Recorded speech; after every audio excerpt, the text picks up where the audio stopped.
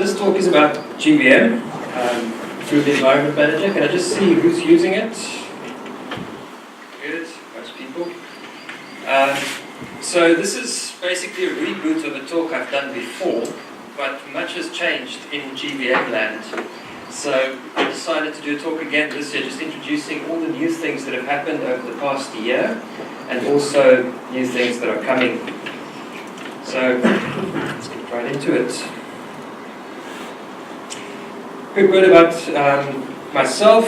I suppose I'm a JVM polyglot enthusiast these days. I try working in different languages and enjoy mixing and matching and using the best of all languages.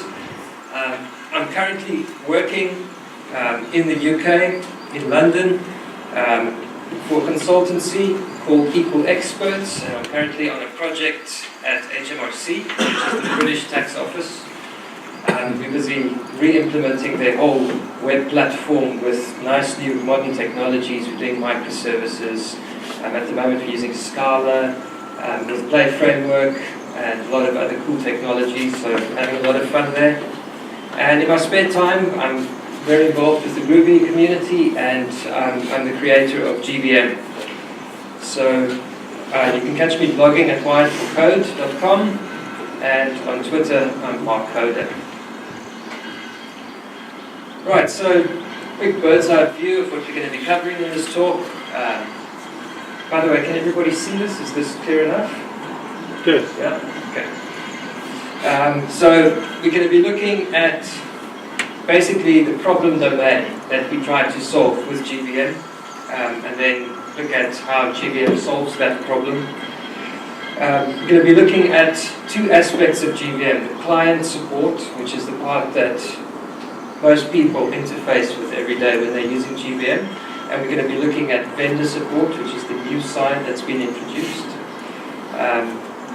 Then we're going to be looking at future developments, all the new exciting things that are coming our way, and you can just look at the slide deck if you want to follow along on your own machine or whatever. It's just bit.ly GVM Talk 2015. Okay, so it all started with an itch. It started with pain. I was working on a big Rails project where we actually had several services that we were using, and some of those services were running different versions of Rails. So switching between projects, I constantly had to switch between different versions of Rails. So I just started thinking to myself, there's got to be a better way of doing this. So it always started with I had to go and poke around on some website and find a zip file to download. If it was Rails, I'd have to go to the Rails website, download the version I wanted. Then I had to go and extract it somewhere in some location on my machine. And then I had to go and point my home variable at this SDK. I think we've all been through this. Then I had to add that to my path. And if I wanted to switch between multiple versions of Rails, like we were doing plugins as well, and we needed to make sure that everything was compatible and still working, then I had like this script that changed symlinks to the home, and it was quite messy. It worked, but I just started thinking to myself, there has to be a better way of doing this, because it's a mundane task. I also realized everybody was going through the same pain. And not just in the Groovy community, but all over. Everybody's using SDKs, and nobody's actually really addressed this thing. So that's when I decided to scratch the itch. So I thought it would be really nice to build an SDK manager. So in my mind, what it had to do was I'd have to be able to install multiple candidates. And if I'm saying candidate, I'm talking about a candidate would be like something like Groovy or Rails or whatever SDK it is that you're trying to install in your machine. So another thing, because I was switching between multiple versions of Rails all the time, and I had to be able to get to a different version very fast in a console, I also wanted the support of having multiple versions side by side, and I could just very easily switch between those. I wanted it to perform the downloads on my behalf. I didn't want to have to go curling down anything from the web or ever have to touch a download page again on a website, so it literally had to do that. And it had to deal with exploding those archives in a nice location, a centralized location on my machine. It needed to handle those home and path variables. And another thing I really felt strongly about is I needed to have some kind of way of being notified that a new version of an SDK had been released. And it always has to be up to date. If a new version of Grails, if Grails 3.0.0 comes out, it needed to be available instantaneously. So those were kind of the things that I had in my mind. That was kind of the solution that I thought should be built. So, and of course it needs to be able to run anywhere, on any platform. So most developers these days are either on Mac OS or on Linux. There are still some people on Windows. And I wanted to be able to address all of those platforms, as well as Solaris and FreeBSD. So I just decided, well, that is really important. It needs to work for everyone, not just for a select group of people. So before, I was the maintainer of the Ubuntu packages for Grails and Groovy. And I just found I was doing a lot of work, but I was only really affecting a very small segment. So I thought, wouldn't it be nice if I had something that could address everybody's need for this? So, it now already exists. It's been around for about 2 years, and it's called GVM. Right, installation. I wanted it to be a very, very easy start for everybody. People should literally be able to type one line in their console and get going in a few seconds. So that's basically the entry point into GVM. If you put that on a terminal, you'll have GVM installed in seconds. Right, so you're going to be looking a little bit at the architecture. So we're going to be looking at the client and server components. GVM has both. The client is the part that you install in your machine, and then it has many server-side components, which are all microservices. There's a bash client. That's what most people are using at the moment. So that's what gets installed in your machine. It works on ZSH as well, for those of you using ZSH. There is a broker API, which is one of the microservices, currently implemented in Vertex, Groovy Vertex. That's probably going to be changing soon to be Spring Boot, more than likely, or otherwise Play. That is backed by a MongoDB instance. So that's where all the dynamic data is stored for the versions and the candidates and other things too. All of this is deployed on Heroku, and some of the other microservices, the ones I'll be mentioning in a second, are on Cloud Foundry at the moment, but they'll probably also move to Heroku. I've got continuous delivery going, so everything is done either with Drone.io or CodeShip. Can I just see who's been using CodeShip? Anyone using CodeShip? No? So that's a new generation CI. It's really, really well worth checking out. Very good. I've been very impressed so far. Broadcast API. So that's the API we use to broadcast new versions. Now, that is responsible for, on the command line, you'll sometimes see a little broadcast message announcing a new version. So it does that, and it also sends out a message to social media. So if you're following the GVM tool account on Twitter, automatically you'll see new updates coming through. So that's all done through that API. And then of course there's a release API, and that's part of the new vendor API that I'll be speaking about in a second. And there's a secure vendor API which just applies some security to those microservices.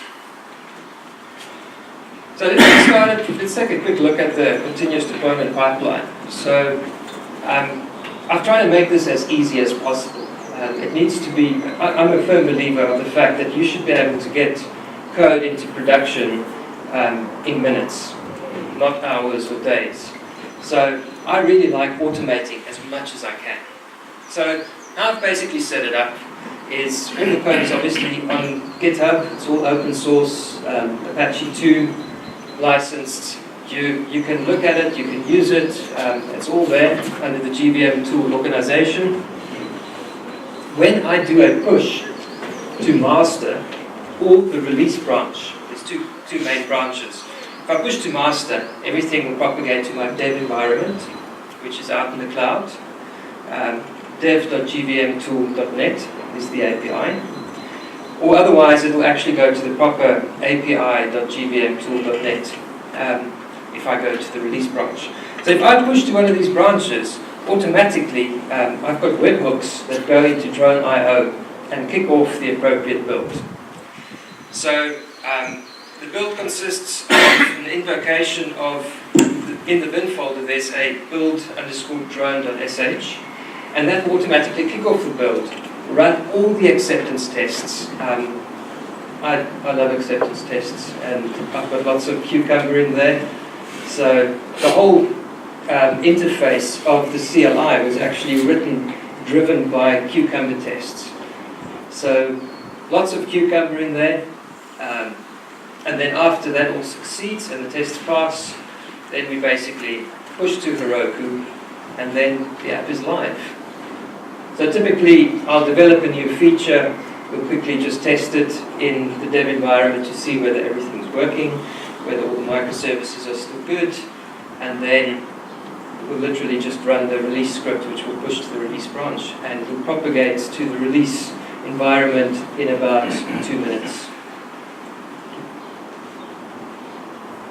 Okay, so a lot of people have asked me this. They come to me and they say, do we really need a server? Can't we just have a little bash client in our machine and that's the end of it? So there's several problems wrong with that.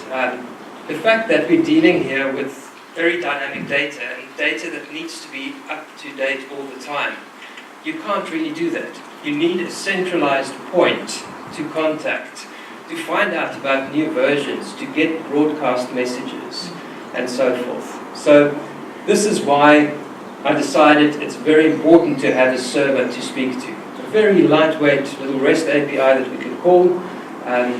At this point it doesn't even speak JSON, it just literally speaks CSV. And the Bash client can very easily work with that and just deal with it. The new API that's being built will be able to do all formats because we're going to be using a bit of a richer framework. So you'll be able to choose based on the headers that you passed in, whether the content type is going to be JSON or XML, heaven forbid, or just CSV, just to support backward compatibility. And yeah, so that's the broker API. It's backed by Mongo. So in Mongo, we've got several collections. We've got a candidates collection. So if a new candidate gets added to GVM, I'll just literally enter one line into that collection. The versions collection is a little bit bigger. That contains versions, all the multiple versions available for a single candidate. The broadcast collection just holds all the broadcast messages. Vendors are all the people that are actually pushing their own releases, as we'll speak about in a minute.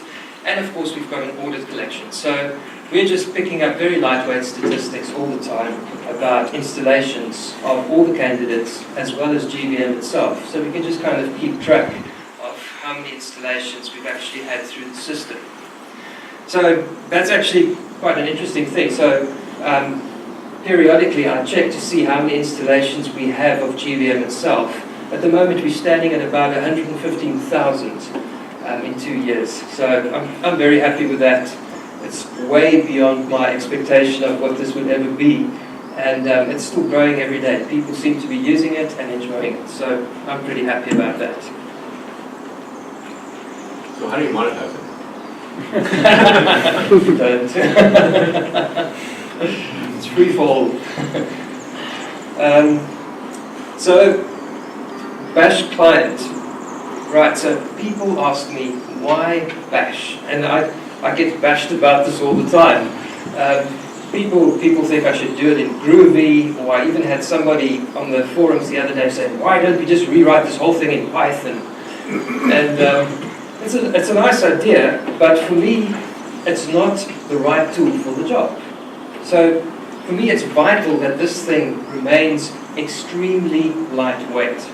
You shouldn't have to install anything on your machine to get this running.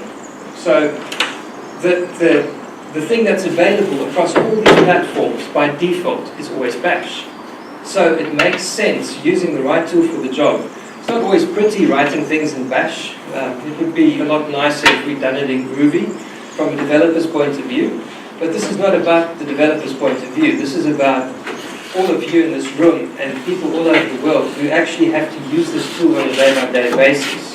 What's going to serve their purposes most and what's going to make their life easiest. So that's why I chose bash.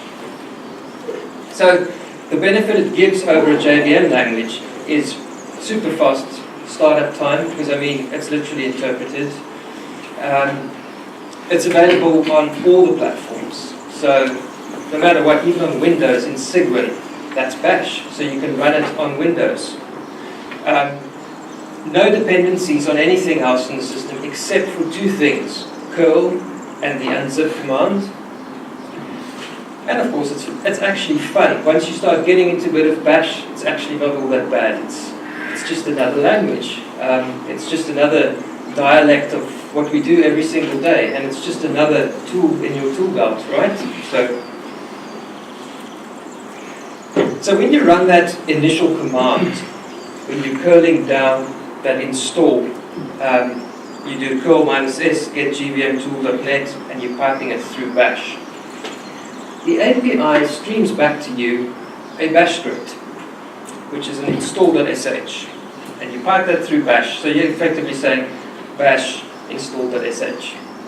Now, if you want to look at the source code, just leave out the bash, and you can actually go and take a look at what it's doing if you don't trust what I've coded there. But it is going to do some work on your machine. It's going to create some directories in your home folder and so forth. So it's worth just looking at it.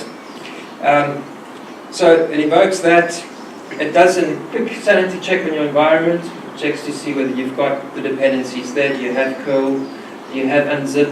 At this stage, it checks whether you have a Java home set up, and if you don't, it actually sets that up for you. It tries to infer where your Java lives. And it does that for all platforms. So that's basically the groundwork. And then once it knows that it's got everything to carry on with the installation, it actually goes and downloads a little zip binary that contains all the source scripts that are actually going to be installed in your machine. It then proceeds and unpacks all of that into a nice little sane folder structure. It'll create a .gvm folder in your home directory. If you haven't seen it already, it's there. And it just unpacks all the sh scripts into there. And then the last thing it does is it prompts you to source .gvm bin gvm init.sh. So that's the bootstrap script. And also, it adds a little line. It's not in that diagram, but it actually adds a line to your bash or ZSH profile that sources that script by default. So if you open a new terminal, it'll automatically source that script. So there you go. Source the script, invokes gvm init.sh.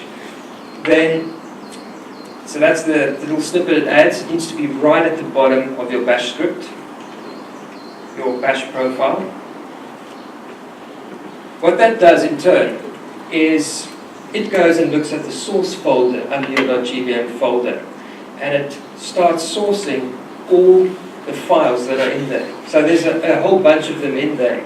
For every command, roughly, there'll be one sh file. Now, I think this surprises a lot of people, but they're actually not normal sh scripts. They're actually defined functions. So GVM is completely functional. Everything is just defined as a function that gets sourced into your bash terminal, and those functions are then later used by the GVM command. You'll see there's a bit of a a funny convention going on there. Double underscore GVM tool underscore and then the name of the command. So for every command that we have, whether it's install or self-update or set or default or use, whatever, they'll always just be placed inside there. And further, it's just basically a function that contains some bash code. The main GVM function, so that's the one, when you type GVM install Grails, for instance, the main GVM function goes and it actually invokes one of those GVM scripts or functions that we sourced earlier. So there you go, passing through all the parameters. So it's functions. There's absolutely no shell script that gets invoked at all. But this all happens when you open your terminal, everything gets sourced, and from there on it's just snappy. You just get all those functions for free, and they're there. Any questions at this point? No? Quite clear? Right, for the hardcore Windows users using PowerShell, there's a Posh GVM. So this was developed by somebody called Florian Freudenberg. It's available on GitHub. It's pretty easy to install on Windows for those of you who want a native Windows alternative. And it completely mimics what our Bash client does as well. And it's got tests and everything. It's really impressive. So if you're using Windows, I'd encourage you to check that out. Then we've also got a Java SDK. So for people who potentially want to develop third-party extensions, like maybe an extension for IntelliJ or Eclipse or something, where you can install SDKs, we basically have this over here. There's a snippet of Groovy code. You literally just bring the jar dependency, it's on bin tray, into your application. And then you can literally use that API. You instantiate the client, and you can just start calling all these methods and get back information from the API, which is pretty handy, I think. So, right, so that was written by Noam Tenner. He's done a really good job with that. Also, once again, lots of tests, which kind of gives me confidence. So, right. So that's all about the client. That's kind of the stuff that everybody knows and everybody interacts with every single day. But I started realizing that as the list of candidates started growing, I started having this problem. I'd be away on holiday, and then they'd release a new version of Grails. And then suddenly on Twitter, I would start seeing frantic tweets about, hey, where is the new version of Grails? Why isn't it on GVM yet? And so I started realizing that we've got a bit of a problem here. This is not scaling at all, because there's a single great bottleneck, and that's me. So I needed to start figuring out a way of being able to empower other people to do these releases. So that's why I started thinking about exposing a vendor API. Something that people could just literally, if you're a vendor of some SDK like Groovy or Grails or Scala for that matter, or Node.js, whatever, you'd be able to call into an API and release your own version as part of your CI build, so that it's completely transparent and immediately available for everybody to use and pick up. So that was the first part of it, a release API. And then a broadcast API as well. Because up to this point, what I've been doing was, if something needed to be released, I'd literally log into Mongo. I mean, it's agile, right? So you do what's required, do the easiest thing possible, and at that point, it was still fine. So I'd write a little JS script, and I'd run that in Mongo, and that would send out a broadcast, and everybody would pick it up. But obviously, it doesn't scale once again. I needed a way for these vendors to be able to broadcast their own version releases. So I created a broadcast API, and that broadcast API, like I said before, broadcasts to the GVM command line client. It literally does, on every time you enter a GVM command, it does a very lightweight stab out to the internet, with an ID that's been cached locally of the current broadcast message, and it tells you whether that is the latest broadcast message or not. If it's not, then it'll do another call and actually download the broadcast message and display it for you, and update your locally cached ID. So it's just, this is a dual thing actually. It's there to check for broadcasts, number one. Number two, it's also there to make sure that you are actually online. And if you're not online, it'll switch you to an offline mode. So it's kind of, it serves two purposes. It just kind of makes sure that you're still alive. So once again, that API is exposed for vendors to use, and also sends a message, broadcast message to Twitter. So you just get updates regularly. And then the last thing I wanted to do was, obviously, you don't want these endpoints to just be available for anyone, because people can just go in and hack it. So I wrote a very small little microservice which does some security. So it's key token based, very simple. Every vendor gets issued with a key and token pair. It's double hashed in the database, so it's pretty secure. And when people come in to broadcast or to release, they just literally provide their key token pair and they're good to go. So that fronts all the microservices that they'll be speaking to. Right, so typically a vendor, are there any vendors here? Probably not, no.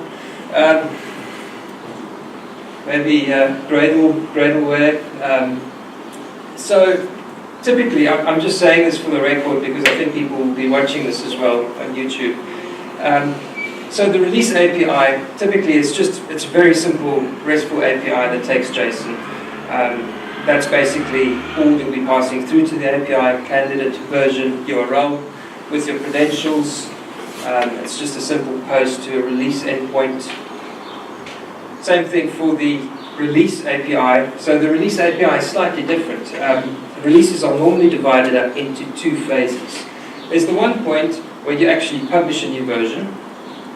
So if a new version of Grails came out, hypothetically speaking, 3.0.0, and it's a milestone release, you just literally do a release. But that wouldn't be the default version yet. In order to turn that into a major release, the thing that everybody's going to download when they say GVM install Grails, in order to do that, you actually need to make it the default. So that's a second call they need to make in order to do that. So that literally just provides the candidate and the new default version. Broadcast API just takes JSON object once again with the candidate, version and hashtag, and it generates on the server side a standard message that will be broadcast to the different mediums. So those are all the endpoints. Sorry, it's not rendering very well. The resolution. And then there's another endpoint that only I really use. This is when I create new vendors. So this basically, I just call an endpoint called consumers, and providing a name for the consumer, and it automatically goes and generates new credentials for me. Okay, so that's enough about the vendors. I think that's going to solve a lot of problems and allow us to scale things up going forward. So how did we actually get started with this? So in the beginning, what I decided to do was, I like using VDD on a day-to-day basis. Everything that I do, I always like to consider the user. So initially what we started doing is we wrote a lot of Cucumber specifications and put them on GitHub, and they were marked pending. And as we started introducing new features, we published this, I put it on Twitter and say, please go and read this. And people would actually come back and start commenting on what was written in plain English, describing the behavior of our bash client. And so we got the community's input in how this thing should actually function. And there was a lot of back and forth in describing how this command line tool would work. Once we'd settled on exactly how it would be done, we would go ahead and we'd actually implement this in Bash, turning those into executable specs, running it against the Bash client. And so the whole command line interface actually grew organically based on the community's input. So for me that was a very nice way to apply BDD. Normally you do it in a corporate environment, but this was actually for me a nice way of just trying this out in an open source way. So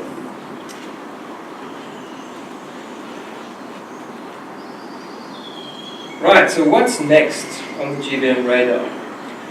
So there's big changes coming. Very soon GVM is going to be getting a new name. GVM has been fantastic up to this point, but it has only been responsible for serving a segment of users, and that's the Groovy community.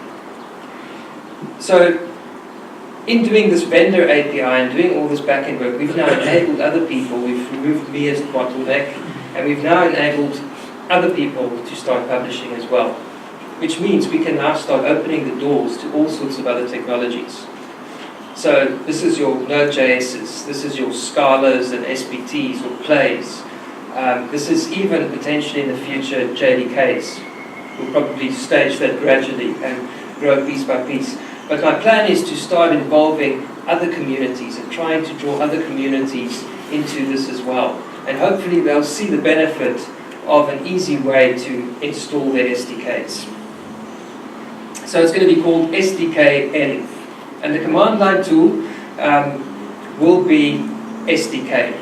So there'll still be an alias for GVM, for everybody still using it as GVM, but you'll literally be able to say SDK install Grails, and that will go and install it for you. So the new website, it's not up yet, but I've got the domain already, is sdkenv.io. So there's the SDK client. Another thing I'm going to be doing is introducing, I haven't really decided on a name yet, but it's going to be candidate groups or candidate profiles. So this will allow you to switch between groupings of SDKs. So all the Groovy SDKs will be together in one profile, for instance. All the JS ones will be in a separate profile, all the Scala ones, all the Java ones. Maybe application servers like Tomcat and Jetty will be in another one. So it will allow us to switch between these different profiles really easily. It will probably be a new command we'll introduce to do that. So, and like I said, we want to start including everyone. I think we feel that it's mature enough and it's been proven that it works well, that we can now start drawing others into this. So, also what's up soon is, like I said before, the new broker API. So this is going to be written in newer, more modern technologies. Depending on the scale that we're expecting this to go up to, we might make it a reactive app, because I think it's going to get a lot of hammering. So it probably needs to be reactive. And I'm also considering perhaps doing an enterprise version of GVM going forward. So, Bert, there you go. There's your right there. So I think some companies are concerned about security. They want to have control of their own binaries. They might have their own binary repository in-house, and they would want to set up their own version of GVM to just point to that repository so that people can just literally go and install SDKs on their machines in a very controlled environment. So that's also something that I'm considering. Right, so in conclusion, SDK management is an absolute pain. GVM solves the problem, currently supports Groovy, and soon it's about to explode into something much, much bigger. Thank you.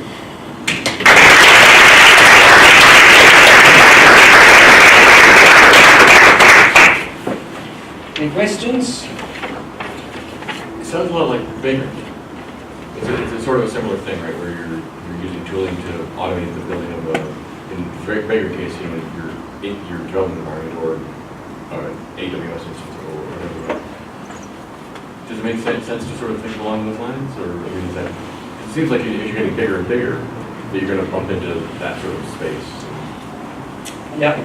something I haven't really considered yet, but yes, absolutely right. It is probably going in that direction, so I have to give that some thought, yes. Yeah. Right. Any other questions? No? Thank you.